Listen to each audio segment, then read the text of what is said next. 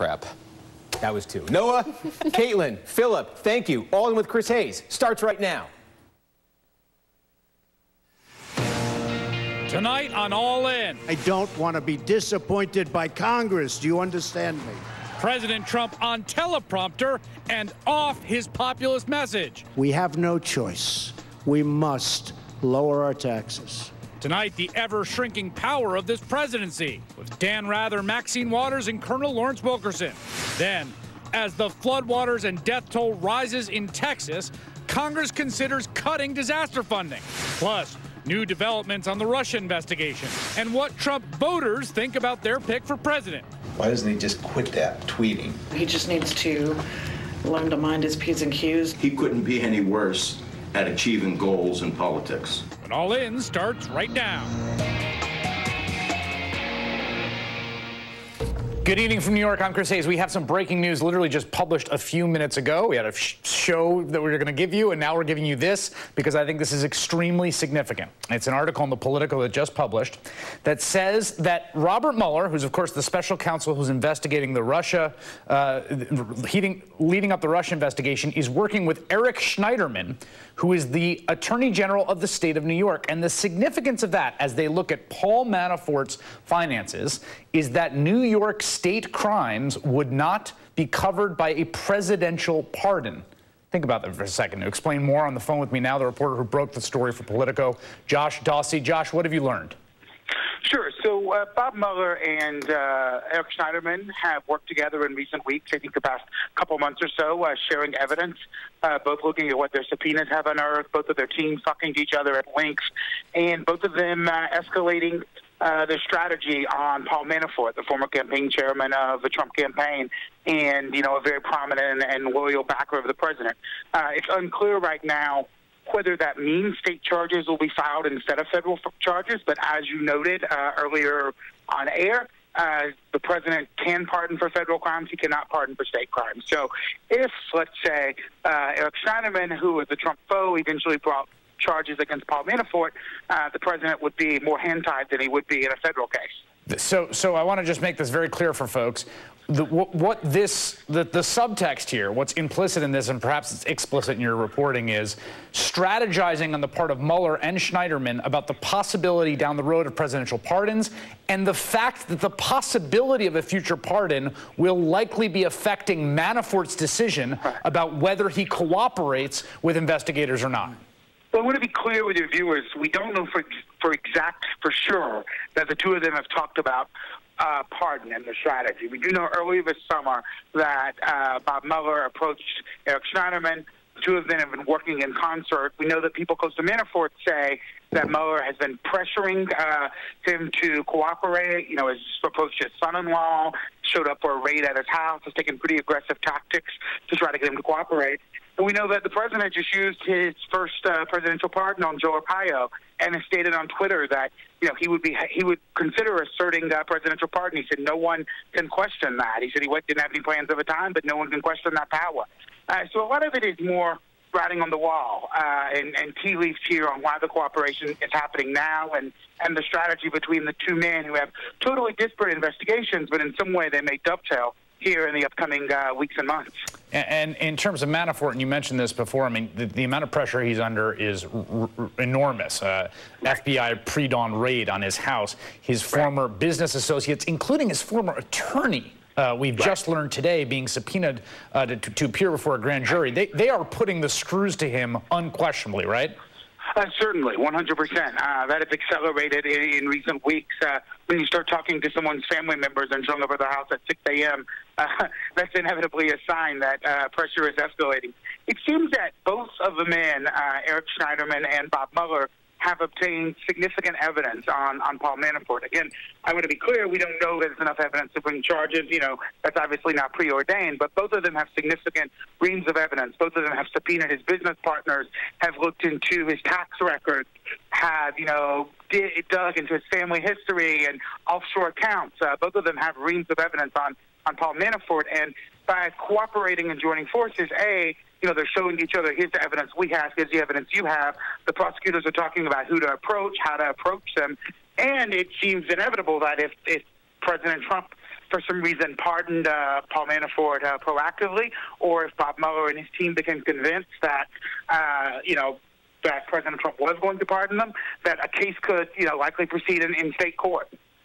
One more thing on this, because it seems like important context. You referred to Eric Schneiderman. Of course, he's a Democrat. He's the Attorney General of the state of New York. He has brought cases, if I'm not mistaken, against Donald Trump in the past. I think Trump University was in his crosshairs. The $25 million settlement. That $25 million settlement came out of the case that Schneiderman brought. And give us a little context for the way that Donald Trump feels about Eric Schneiderman, because all I could think of when I read your article 10 minutes ago was, when the president reads this, he's going to flip his lid. Sure, he's attacked President Trump has attacked Eric Schneiderman at length, calling him a hack, a lightweight on Twitter, on television. He has attacked him as much or more almost than anyone, because as a New York businessman, he was in Eric Schneiderman's dominion, and Eric Schneiderman was a perennial thorn in his side, particularly on the Trump University case. The president had, refused to settle, had been deposed, had all of his associates and other people in the company, executives, had been subpoenaed.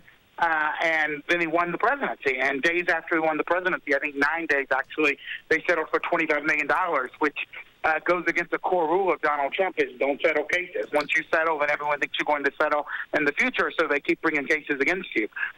So it was really a pretty monumental settlement for the president-elect 10 days afterwards to have to give a $25 million settlement for potential fraud charges at his university. So the two men have a very checkered past, to say the least. They've bickered publicly. Eric Schneiderman has made his disdain known for the president's policies, has sued the president over some of his immigration rules.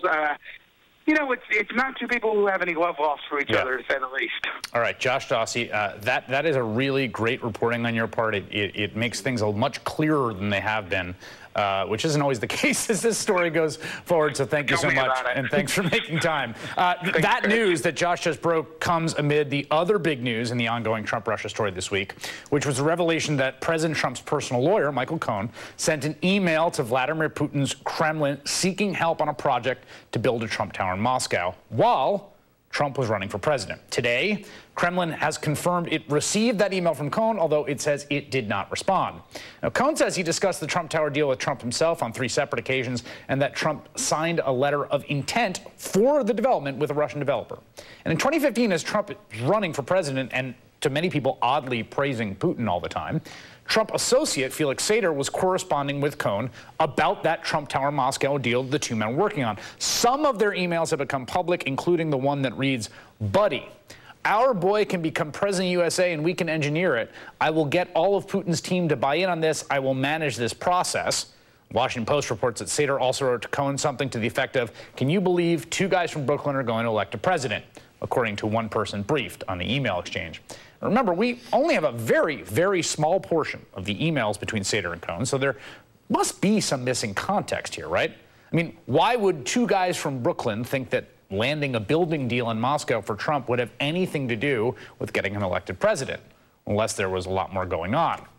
We already know, of course, that Donald Trump Jr. and other Trump campaign officials met with a Kremlin-aligned lawyer who had promised Russian government dirt on Hillary Clinton. And tonight, Financial Times is reporting, in another development in this case, that the lobbyist who was at that meeting, Renat Akhmetshin, who's a former Soviet Army officer who was at the meeting with Don Jr. and others, has now given evidence under oath before a grand jury in the investigation.